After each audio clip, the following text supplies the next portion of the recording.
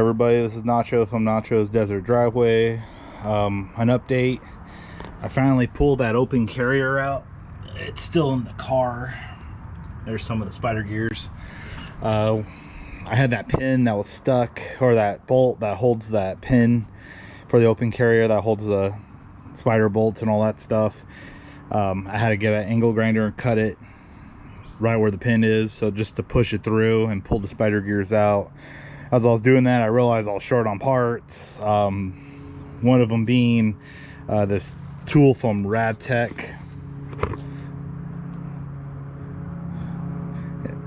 RAT 1004. It's for GM 10 bolts. This tool you just put on the carrier or on the pinion, and then where the carrier bearing is on the right, you take a a dial indicator, and you push it through that hole. Push it through that hole, take that measurement, and I think you subtract it by the number on here, and that'll tell you your pinion depth instead of buying a $400 pinion depth tool. If I was doing it all the time, I guess I would buy that tool, but I already bought enough tools to do the job. So I got a press, a hydraulic press. I got this guy here that holds the pinion in place. A lot of the tools came from Amazon. Another upgrade I got too was crush ring eliminator 55048. This is for 8.5 GM and 9.25 Chevy solid spacer to replace crush sleeve preload. A lot of good reviews about this stuff. Had to learn about it, about adding the shims and everything, so we'll give it a shot and see how it goes. I'm by no means a professional, so I'm just a guy that likes working on cars. Some of the bearings, I got some bearings, carrier bearings, and then I had to get these ones from Strange. Apparently they only work for my Yukon gear. Another mistake I made in all this is, as you see here, YDGGM 8.5. This is for a Duragrip hub, a LRG hub, 2.73 and up, posi traction, which is cool, but I didn't realize it was a 30 spline. See that? GM 30 spline. I have 28 spline axles, so I had to get back on the interwebs, order different axles, and it was really hard to find the axle. Had to do some measurements, and found it on Jegs. Again, Jegs coming in clutch. Put a new put an order in for it. I guess they had to make it. Won't be here till tomorrow, which is probably like 7 days from now since I've ordered it. I'm up bright and early here in Arizona. It's already, I think, 89 degrees. I don't know if you can see that. Soon to be 106 later on. It's humid. We just had some rain come through. So yeah, try to knock out as much as I can today. Maybe my brother will come out and help me. Who knows? He's probably still sleeping. So yeah. So go ahead and start tearing all that up, and we'll be back.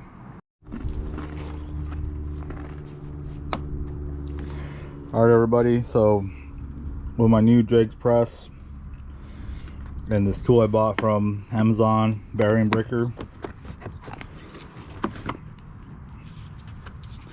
I'm gonna go ahead and take this bearing out so I can measure the shim that is on there now. That way I can kind of match it with the new ring set in the car. So take this off. Kind of hard to do this with one hand here. Let me see if I can break them loose.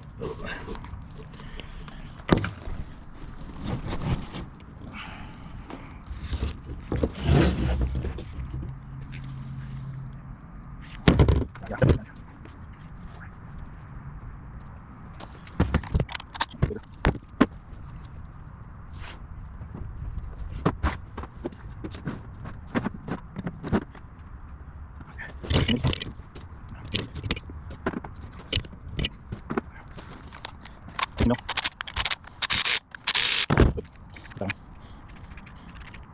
Probably got 5 seconds on the you can see me. No, there, big guy. Break it on. Oh, this works. Oh, yeah, that's almost the entire length. So almost the entire length, just to get this to fit. So, 1 second, we've got somebody on. Get somebody on here. Right, let's take it over the press. See if we can press these up.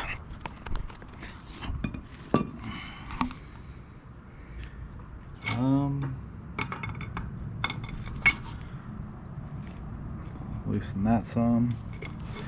Okay, so these did come with some plates. Maybe I don't need them. Let's see. Definitely have to move this down some. So give me a second here.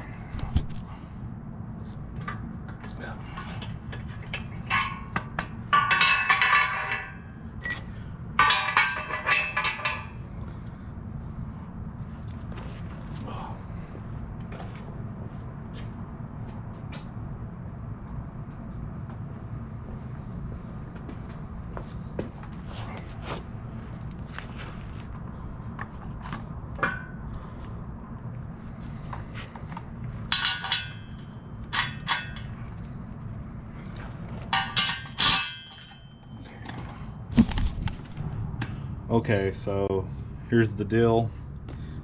I want to pop the bearing off so I can see the shim size that's underneath it. In order to do that, I'm going to use my Jegs press that I bought. Try it out. 6-ton shop press. I do have to move this down though. Oh, there it goes. A little too tight. Probably can loosen it up here.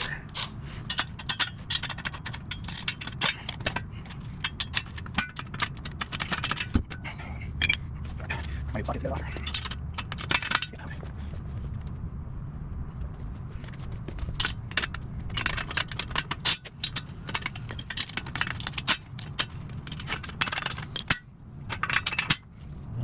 Not that good. I don't do this. I might have to tight, so. Oh no. I have to spread these out further.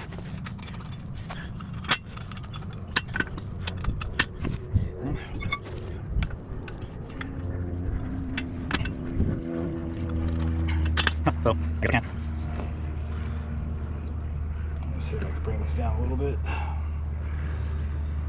So I can't open these jaws wide enough to fit this humongous gear through here. It's the only reason why I bought this press.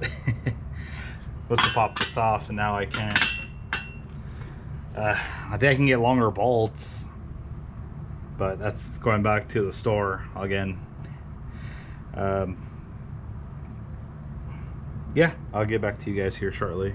Maybe I can come up with something. Okay, update. So by moving the pins and the bolts, I was able to just put these straight onto the frame itself and spread it wide enough so I can pop this out. I don't even know, I just kind of put it on there. I'm going to try popping it now. It looks like I have some room, so it looks like it's enough room to pop that bearing out, so wish me luck.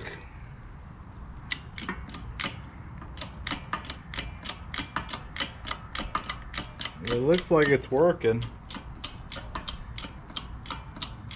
Come on, baby.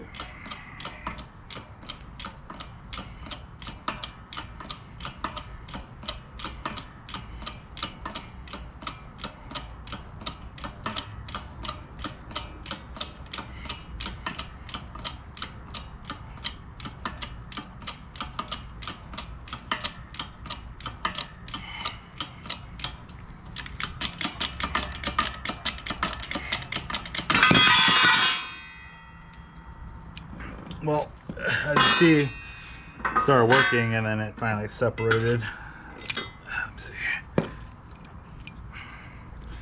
Oh yeah, I can make this tighter.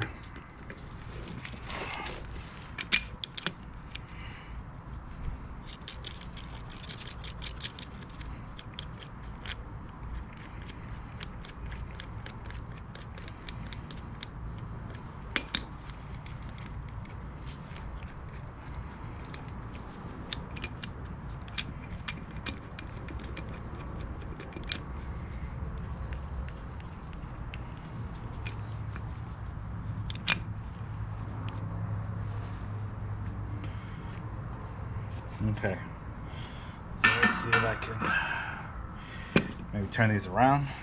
Let's see.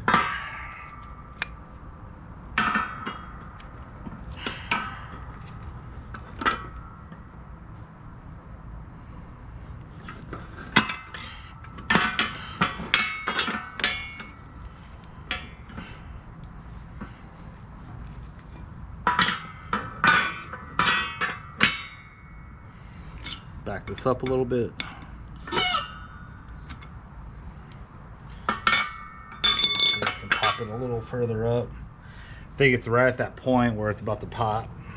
Let's see.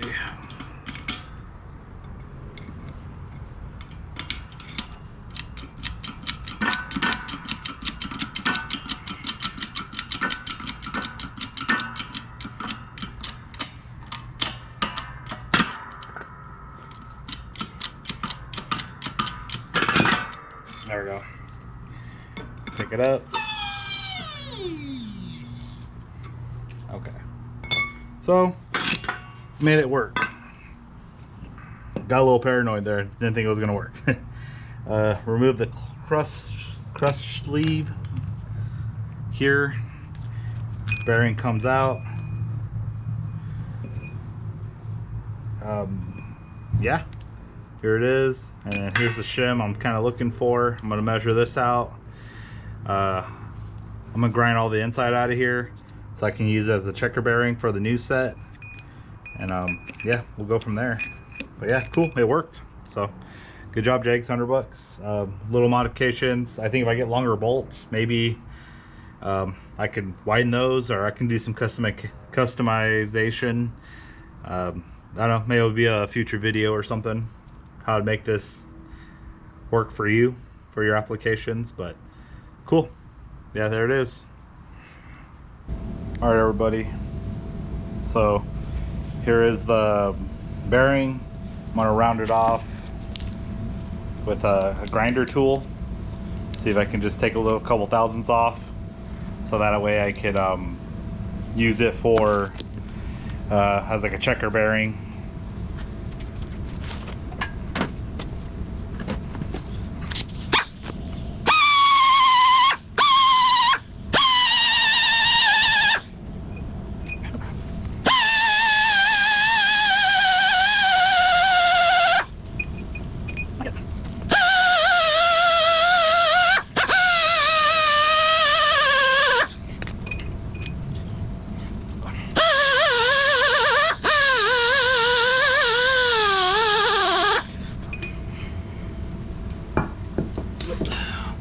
Almost. Got stuck. All right, well, I gotta charge my compressor. I'm gonna grind more of this out, and then I'll come back. Okay, so here is my my new pinion, moto gears.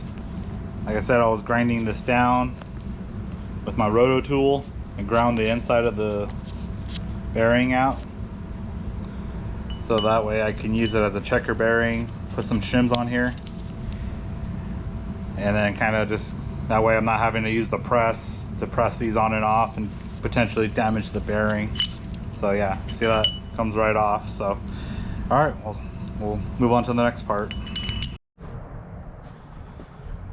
All right guys, so the last part, I just ground out the bearing.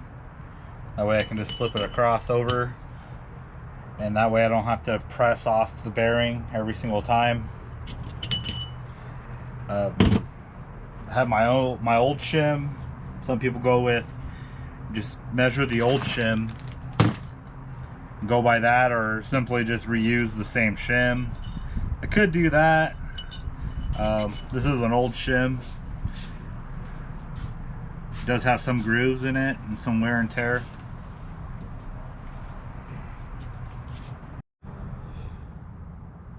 Hey guys, Nacho.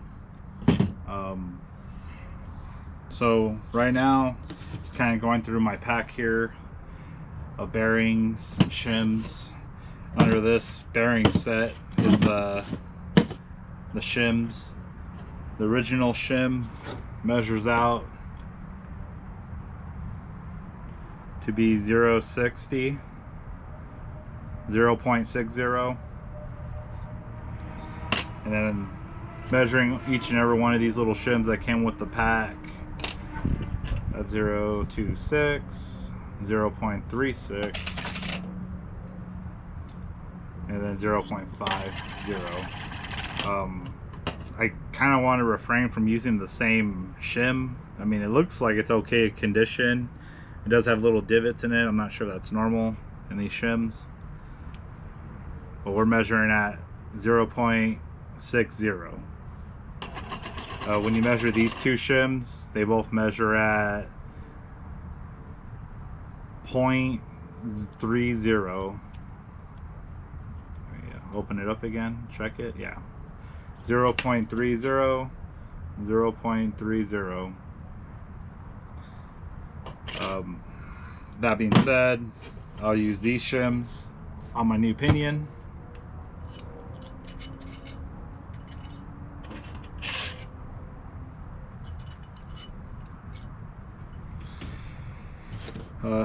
I gotta pound these races in still, but yeah.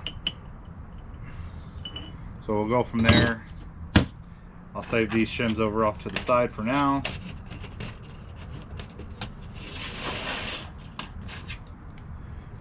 I won't use the crush sleeve eliminator just yet. I just want to get the pinion depth right. I'm going to go ahead and use the Radtech tool, the one I got from Summit Racing. Part number RAT10004. It's for GM 8.5, GM, yeah, rear ends. So here's the tool. Allegedly you put this piece on the pinion and then use the caliper on the other end, and then you measure like that depth that goes in there in that carrier on the right side. And with some math, I think it's stamped on here, I gotta read the instructions again, but with some math, you use what that number you get from measuring here minus the 3.138, and you want to get this number on the end of the pinion, which is stamped 2.54. So yeah, 373 gears. These are motive gears. Let me get them all cleaned up, and then yeah, I'll work on this first, and then move on to the ring, and yeah, we'll see what happens. And like I said, in my last part, I had just ground this out flush. That way it can slip on and off as a checker bearing, and I can just go ahead and do that. So I'll see you in a little bit. Kind of an update. I finally got the races put in. My GoPro died yet again, so I was unable to finish that video and record myself pounding the race the rest of the way in. I did get a race bearing driving kit, but the biggest one fit kind of weird, like it didn't fit on the edges, and that was causing me to like hit it in, and then it was going kink. It would pop out one side, pop in the other. I went to AutoZone and O'Reilly's, and they had pretty much the same kit. So one of the old guys there at O'Reilly's just told me just work my way around slowly but surely. I did that, and all worked out. So yeah, no gap, everything's sealed tight. So yeah, so yesterday I ground this bearing so that way I can pull it on and off. I did add shims the same thickness as it was originally stock. So now I'm gonna use the old bearings as checker bearings with the new nut and washer and the yoke. I'm just gonna go ahead and put this in, and then I'll move on to my next talking about using the rad tool here to measure my pinion depth.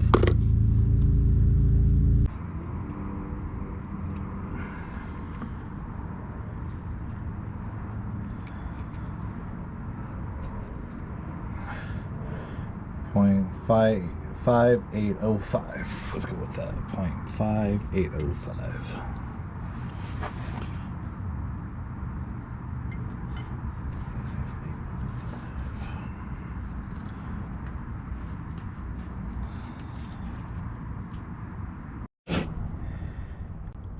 Okay, so I didn't want to record myself removing all the pinion on and off.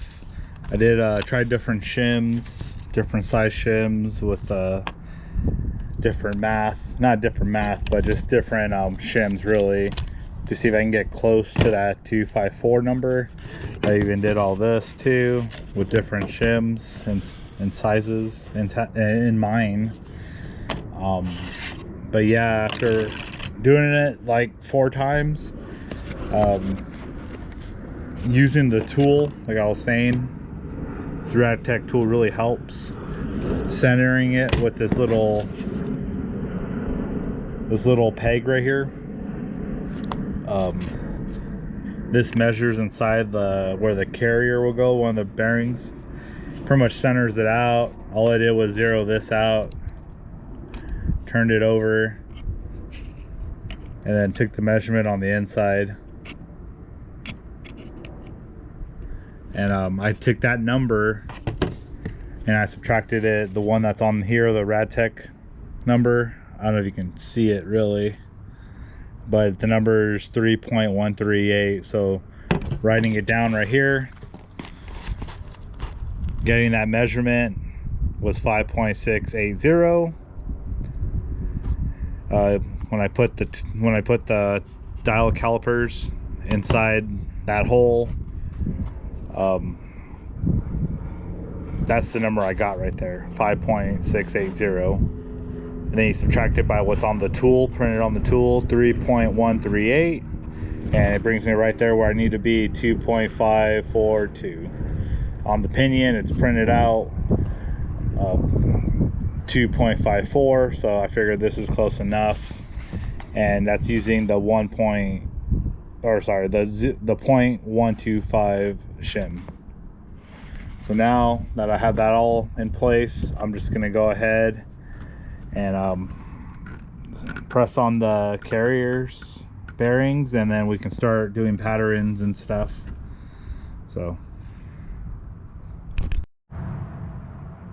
alright guys, so using my Jegs press, I just got a little more modifications because it's kind of a small press.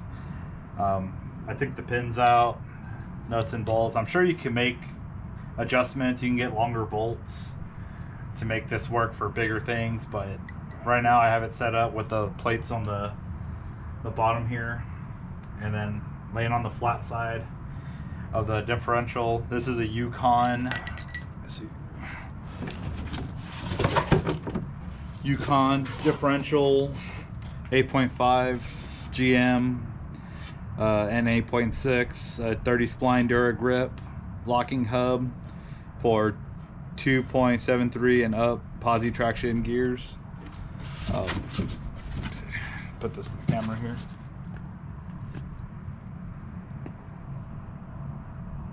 That's the number right there.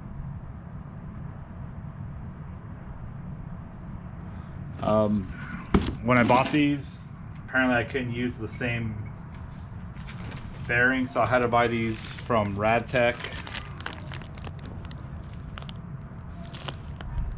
Radtech, I don't think you can see the number, it's RAT9024. Again, the number is RAT-9024. It was just recommended on the information page when I bought this at Summit, on Summit. They just recommended these Koyo Japan bearings. I could have used the ones that came in the Richmond kit, I think. They almost look like the same size, but I figured if they tell you to use these ones, we must use them, right? So anyways, back to this. Going ahead and pressing my carrier. Has some gear oil. Figured maybe put a little bit on my finger and around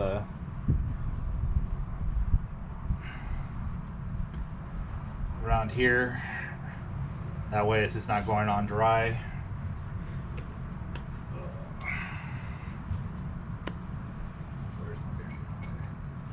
So here's the bearing right here. Put that on straight. I do have a 1.5 inch bearing or a socket that fits right over the race there.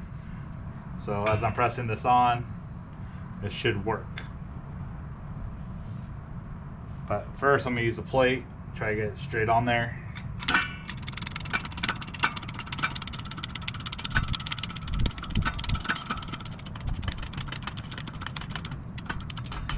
Oh, that's the max it goes. Okay. I guess back to the drawing board.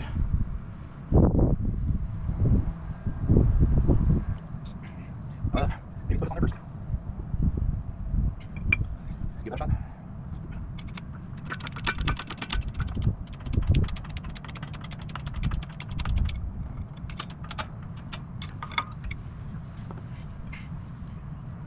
Move over, pressing kind of offset there.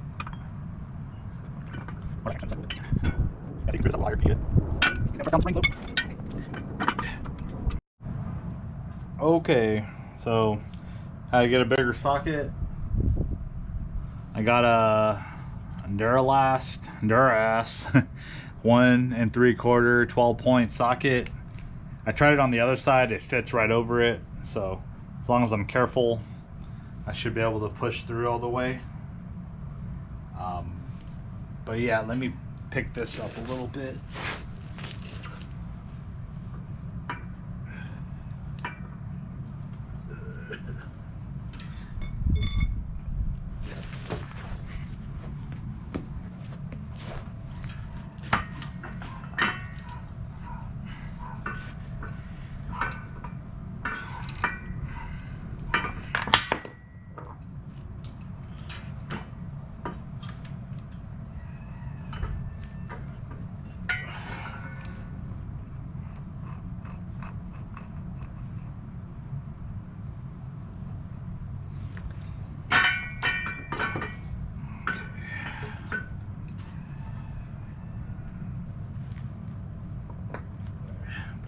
There.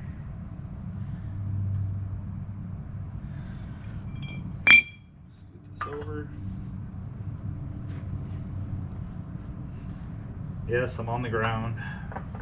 Gotta clean out my garage, reorganize. But yeah, we'll give it a shot here. See if I can center it out as best as I can. Okay, looks good.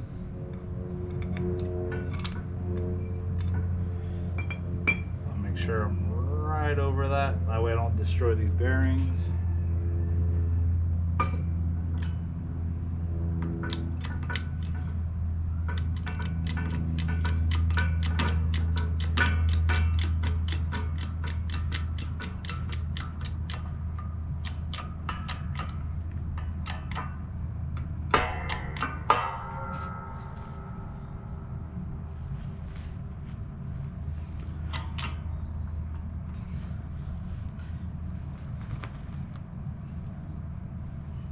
It looks like we're seated all the way across.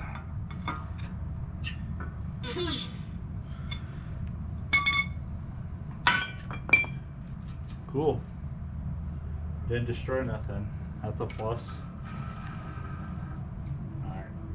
So we'll flip it over. Might be a little harder to do this side. I thought maybe we can kind of pick these up so this is not completely on the ground. Let's see.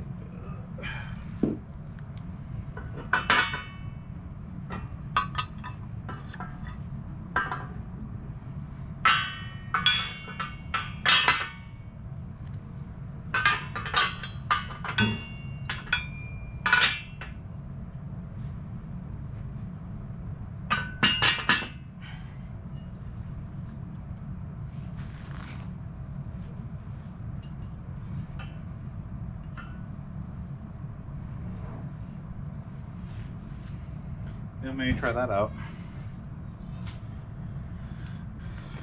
Got a little bit of gear oil.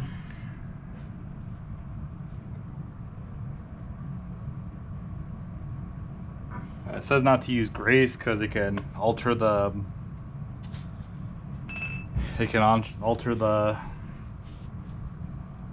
width or the sizing or the what you call it. Altogether, just alter everything about this. What I'm trying to say here, it can alter the measurements and the clearances and stuff. So let me press this on a little bit like I did before, and then I'll put the socket on there.